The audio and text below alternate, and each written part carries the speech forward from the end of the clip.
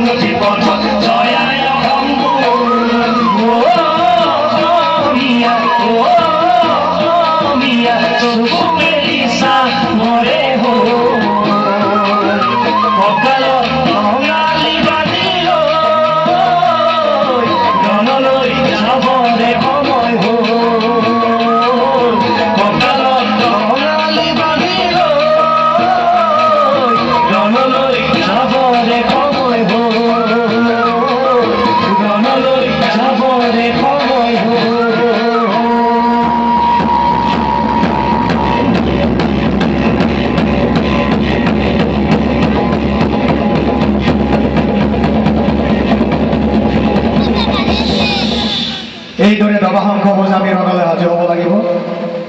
অসমীয়া জাতি কেৱল ধমকি দিয়ে, আছে হেংদাং লোৱা নাই, ল'লে হেংদাং ৰক্ষা নাই। সেই ধমকি দিওঁতে দিওঁতে আমাৰ হেংদাঙৰ মামৰে ধৰিলে, সেই হেংদাং খাপৰ পৰা আমাৰ ওলাই নিব নোৱাৰা হ'লো। সেইকাৰণে আমাক নতুন অস্ত্ৰ লাগে যুঁজিবৰ কাৰণে, এই অস্তিত্ব ৰক্ষা কৰিবৰ কাৰণে। সেই হৈছে আমাৰ একতা অস্ত্ৰ। আমি জাতিভেদ পাহৰি আমি অসমীয়াসকলে ইয়াত জীয়াই থাকিব লাগিব। সকলোৱে আমি নিজকে জাতিভেদে মিলিজুলি থাকিব লাগিব। আমাৰ মাজত যদি মিলা প্ৰীতি নাথাকে, তেতিয়া বিদেশীয়ে গোটেই অসমখন ভৰি পৰিব। তেওঁলোকে ডাঙৰ ডাঙৰ তালিকা সজাব, দামী দামী এচি গাড়ী চলাব। তেতিয়া আমি অসমীয়াবিলাকে জীয়াই থাকিবৰ কাৰণে, নিজৰ ল'ৰা ছোৱালীৰ পেটৰ ভোক গুচাবৰ কাৰণে কান্ধত বস্তা লৈ বিদেশী ঘৰৰ আৰে আৰে চিঞৰি এইদৰে